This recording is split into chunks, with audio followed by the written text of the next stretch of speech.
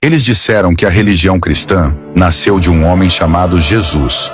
Mas a verdade é que ela nasceu de um império. Sim, você ouviu bem, de um império.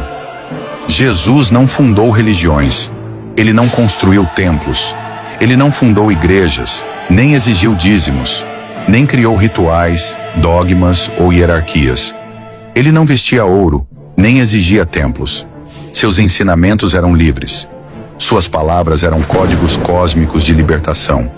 Ele falava de reinos invisíveis e da força divina que habita dentro de cada um de nós. Mas essa mensagem era extremamente perigosa para aquela época, porque quando um homem descobre o Deus dentro de si, ele não se curva mais diante de tronos ou coroas. Então, foi aí que o Império agiu. Quando o Império Romano percebeu que não poderia destruir essa mensagem, eles fizeram o impensável, absorveram a fé e a reprogramaram. Ali eles decidiram o que era sagrado e o que deveria ser apagado da história, ou melhor, o que você não devia saber. Constantino, o imperador pagão, viu uma oportunidade de ouro. Bem lá atrás, no Concílio de Nicéia, 325 d.C., ele unificou seitas, apagou evangelhos e criou uma versão oficial da fé cristã. Não para salvar almas, mas para controlar multidões. E se eu te dissesse que existem evangelhos ocultos, evangelhos que foram escondidos para que eu e você não soubéssemos, escritos que falam de um Jesus que dizia: o reino está dentro de vós, e não nas mãos de pastores, nem nos rituais das missas de domingo.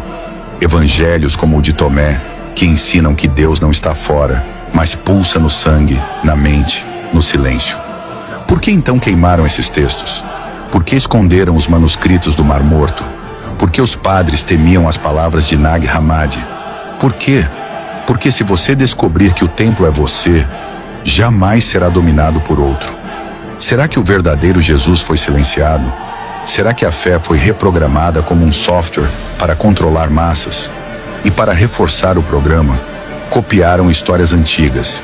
Repara aqui: Horus do Egito, Mitra da Pérsia, Krishna da Índia.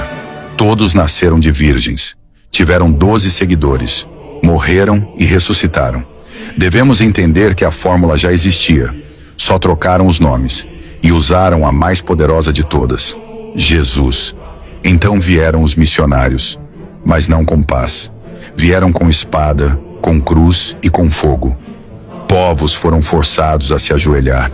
Línguas milenares foram apagadas. Tradições ancestrais foram chamadas de pecado. O que era sabedoria virou bruxaria. O que era cultura virou idolatria. E o que era invasão chamaram de evangelização. Mas a pergunta que ecoa até hoje é: quem era de fato o homem chamado Jesus? Um revolucionário espiritual?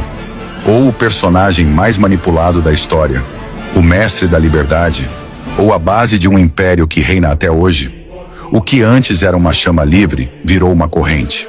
De mestre cósmico a um Jesus que foi remodelado em um ídolo romano, com auréola pagã, trono dourado e um novo nome: Cristo Rei, um título imperial.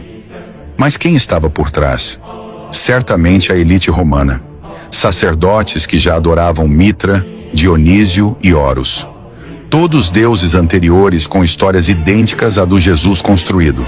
Mas agora que você sabe, agora que você viu por trás do véu, precisa perguntar: se a religião cristã foi moldada por impérios, quem é o verdadeiro Jesus? Na parte 3, vamos atravessar ainda mais fundo. O que é o Cristo cósmico que os místicos antigos conheciam? Quem roubou os textos originais? E onde está o código perdido da verdadeira libertação espiritual? Você foi chamado, mas será que vai até o fim?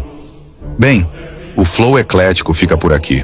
Como tenho dito sempre, pare, pense, reflita e analise. Até a próxima.